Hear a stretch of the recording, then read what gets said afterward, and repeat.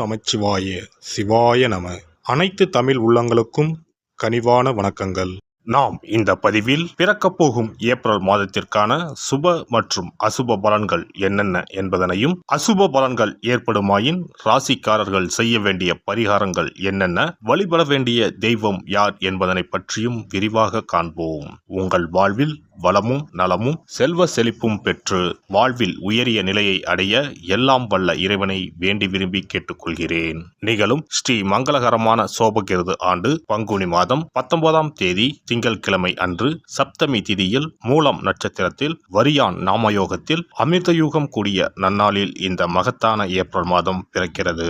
இம்மாத கிரக நிலைகளை பார்க்கும்போது மேசத்தில் குரு பகவானும், கன்னி ராசியில் கேது பகவானும், தனுசு ராசியில் சந்திர பகவானும், கும்ப ராசியில் சனி பகவானுடன் செவ்வாய் பகவானும் சஞ்சாரம் செய்கின்றனர். மீனராசியில் சூரிய பகவான், ராகு பகவான், சுக்கிர பகவான், புதன் பகவான் இணைந்துள்ளனர். இம்மாத கிரக பெயர்ச்சி என எடுத்துக்கொண்டால் ஏப்ரல் 13ஆம் தேதி சூரிய பகவான் மேசராசிக்கும், ஏப்ரல் மாதம் 23ஆம் தேதி செவ்வாய் பகவான் கும்பராசியில் இருந்து மீனராசிக்கும் இடப்பெயர்ச்சி அடைகின்றனர். அதேபோல் இந்த ஏப்ரல் மாதம் 24ஆம் தேதி சுக்கிர பகவான் மீனராசியில் இருந்து மேசராசிக்கு இடப்பெயர்ச்சி அடைகிறார்.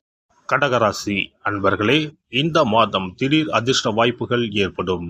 குழந்தைகளால் மகிழ்ச்சி தரும் சம்பவங்கள் நிகழும். நண்பர்களும் அனுகூலமாக இருப்பார்கள். அவர்களிடம் எதிர்பார்த்த உதவிகள் கிடைக்கும். வெளி வட்டாரத்தில் செல்வாக்கு அதிகரிக்கும். ஆன்மீகத்தில் நாட்டமும் தெய்வ பக்தியும் அதிகரிக்கும். எடுத்த செயலை வெற்றிகரமாக முடிப்பீர்கள். பணப்புழக்கம் கணிசமாக உயரும். குடும்பத்தில் உறவினர்கள் இடையே இருந்து வந்த கருத்து வேறுபாடுகள் நீங்கி சுமூகமான சூழ்நிலை உண்டாகும். வெளி வட்டாரத்தில் மதிப்பு மரியாதை கூடும். சிலருக்கு புதிய வீடு வாகனம் வாங்கும் வாய்ப்பு உண்டாகும். மாத பிற்பகுதியில் குடும்ப பெரியவர்களால் நன்மைகள் நடக்கும். நண்பர்கள் உதவிகரமாக இருப்பார்கள். புதிய ஆடை ஆபரணங்களின் சேர்க்கை உண்டாகும். ஆண்களுக்கு பெண்களாலும், பெண்களுக்கு ஆண்களாலும் சில பிரச்சனைகள் ஏற்பட்டு நீங்கும். சிலருக்கு வெளி மாநிலங்களில் இருக்கும் புண்ணிய தலங்களுக்கு செல்லும் வாய்ப்பு உண்டாகும். ஆனால் உடல் நலனில் கவனம் தேவைப்படுகிறது. வாகனத்தில் சிறு சிறு பழுதுகள் ஏற்படக்கூடும். தாயாருடன் கருத்து வேறுபாடுகள் ஏற்படக்கூடும். தாய் வழி உறவினர்களிடம் அனுசரணையாக நடந்து கொள்ளவும். அலுவலகத்தில் அதிக பணிச்சுமை ஏற்படுவதால் மனதில் சோர்வும் உடல் அசதியும் உண்டாகும். உயர் அதிகாரிகளிடம் அனுசரித்து செல்வது எதிர்காலத்திற்கு நல்லது. சிலருக்கு திடீர் இடமாற்றம், பணிமாற்றம் ஏற்படக்கூடும். எதிர்பார்க்கும் சலுகைகள் கிடைப்பதில் தடை தாமதங்கள் ஏற்படக்கூடும். தொழில் வியாபாரத்தில் முன்னேற்றமான சூழ்நிலையே காணப்படும். உழைப்புக்கேற்ற ஆதாயம் கிடைக்கும். பங்குதாரர்களுடன் இணக்கமான சூழ்நிலையே காணப்படும். ஆனாலும் மறைமுக பிரச்சனைகளை சமாளிக்க வேண்டி இருக்கும். மாத பிற்பகுதியில் கொடுக்கல் வாங்கல் விஷயத்தில் எச்சரிக்கை அவசியம்.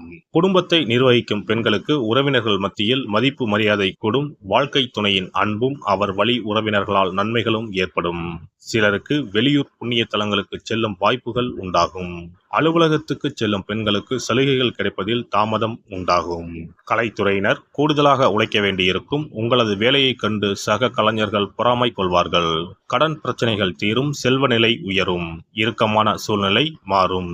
அரசியல் துறையினருக்கு மேலிடத்துடன் கருத்து வேற்றுமை உண்டாகலாம். கவனம் தேவை. எடுத்துக்கொண்ட காரியங்களில் நிதானத்தை கடைபிடிப்பது நல்லது. நண்பர்களிடம் பக்குவமாக பேசுவது நன்மை தரும். எந்த காரியத்திலும் சாதகமான பலன் பெற வாக்குவாதங்களை தவிர்ப்பது நல்லது. பயணங்களின் போது கவனம் தேவை. மாணவர்களுக்கு கல்வியில் திருப்தியான நிலை காணப்படும். தன்னம்பிக்கை அதிகரிக்கும். கல்வியில் மேன்மை ஏற்படும். நட்சத்திர பலன்கள். புனர்பூசம் 4ஆம் பாதம். இந்த மாதம் உடற்சோர்வு உண்டாகலாம். பூர்வீக சொத்துக்கள் மூலம் வரும் வருமானம் தாமதப்படும். திருமணம் தொடர்பான முயற்சிகளில் சாதகமான நிலை இருக்கும். தொழில் வியாபாரம் தொடர்பான காரியங்களில் எதிர்பாராத தடை ஏற்பட்டு நீங்கும். பணவரத்து அதிகரிக்கும். எதிர்பார்த்த பண உதவி வந்து சேரும். உத்தியோகத்தில் இருப்பவர்கள் மேல் அதிகாரிகளை அனுசரித்து செல்வது நல்லது.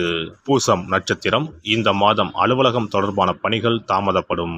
எதிலும் கவனம் தேவை. குடும்பத்தில் இருப்பவர்களுடன் வீண் வாக்குவாதங்களை தவிர்த்து சாதாரணமாக பேசுவது நல்லது. வாழ்க்கை துணையுடன் இருந்த மனஸ்தாபங்கள் விலகும். நண்பர்கள் உறவினர்கள் வருகை இருக்கும். பிள்ளைகள் நலனில் அக்கறை காட்டுவீர்கள். ஆயுள்யம் நட்சத்திரம். இந்த மாதம் வீண் வாக்குவாதங்களை தவிர்ப்பது தவிர்ப்பது நல்லது. கடும் முயற்சிகள் பலன் தரும். செலவுகள் அதிகரிக்கும். சாதகமான சூழ்நிலையே காணப்படும். குடும்பத்தில் மகிழ்ச்சி நிலவும். மற்றவர்களுக்கு உதவி செய்ய வேண்டும் என்ற எண்ணம் உண்டாகும். விட்டு சென்ற நண்பர் மீண்டும் வந்து சேர்வார். அதனால் மகிழ்ச்சியும் உண்டாகும்.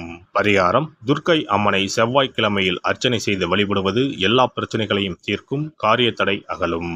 அதிர்ஷ்ட தினங்கள் ஏப்ரல் 9, 10, 11. சிறப்பு பரிகாரம்: கடன் சீக்கிரம் அடைபட செவ்வாய்க்கிழமை இந்த எளிய பரிகாரம் செய்யுங்கள். முருகப்பெருமான் உடனே ஓடி வந்து உதவுவார். செவ்வாய்க்கிழமை அன்று சில எளிய பரிகாரங்களை செய்வதால் விரைவில் கடனை அடைத்து விடலாம் என நம்பப்பட்டு வருகிறது. செவ்வாய்க்கிழமையின் சிறப்புகள் பற்றி காண்போம். எவ்வளவு சம்பாதித்தாலும் வரவும் செலவும் சிலருக்கு சரியாக இருக்கும். சேமிப்பு என்பது உப்புக்கும் இருக்காது. ஆனால் சிலருக்கு வரவை மீறியும் அதிக செலவுகள் ஏற்பட்டு கடன் போன்ற பிரச்சனைகள் வந்துவிடும். இதனால் நிம்மதியாக வாழ முடியாமல் திணறுவர். இந்த மாதிரியான பிரச்சனைகளுக்கு தீர்வுகளை முருகப்பெருமான் அருள்வார். அவருடைய வழிபாட்டிற்கு ஏற்ற தினம் செவ்வாய்க்கிழமை.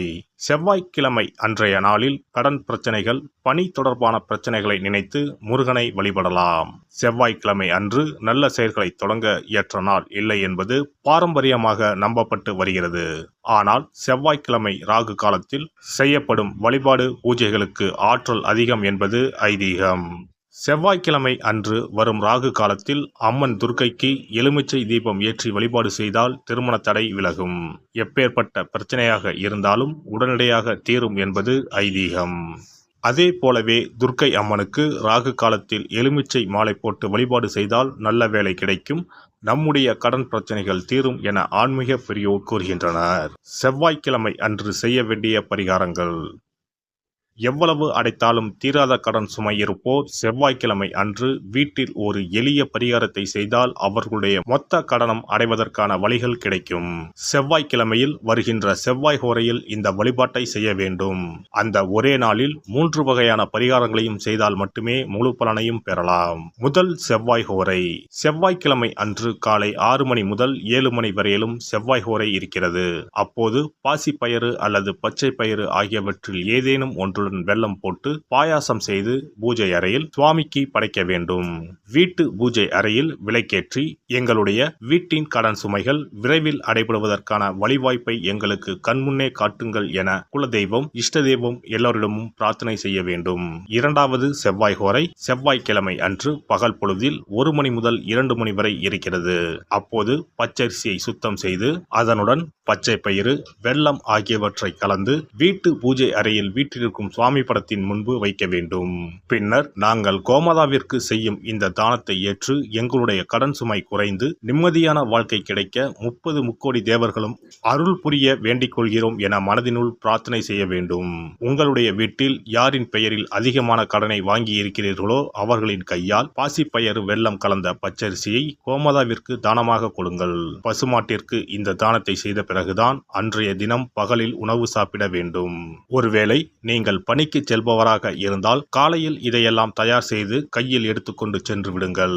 உங்கள் மனதிற்குள் எல்லாவற்றையும் பிரார்த்தனை செய்துவிட்டு பணியிடத்திற்கு அருகில் உள்ள பசுமாட்டிற்கு வழங்கலாம். மூன்றாவது செவ்வாய் ஹோரை.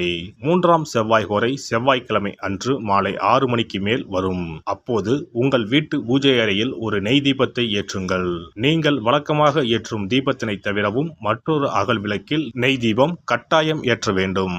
இது முருகனுக்காக ஏற்றும் தீபமாகும். இந்த தீபத்திற்கு முன்பாக நின்று கடன் அடைபடும் வழியை காட்டு அப்பனே முருகா, கடனே இல்லாமல் வாழும் வாழ்வை தந்தருள் இறைவா என முருகப்பெருமானிடம் மனமுருகி வேண்டிக் கொள்ளுங்கள். இந்த பரிகாரங்களை நம்பிக்கையுடன் செய்தால் மட்டுமே நிச்சயம் உங்களுடைய கடன் விரைவில் அடைபடும்.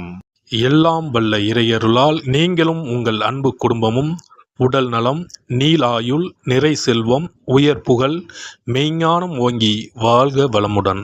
இந்த வீடியோ பதிவு உங்களுக்கு பிடித்திருந்தால் லைக் பண்ணுங்க, கமெண்ட் பண்ணுங்க, ஷேர் பண்ணுங்க, மறக்காம சப்ஸ்கிரைப் பண்ணுங்க, பக்கத்துல இருக்கிற பெல் பட்டனை கிளிக் பண்ணுங்க. நன்றி, வணக்கம். ஓம் நமச்சிவாய. சிவாய நம.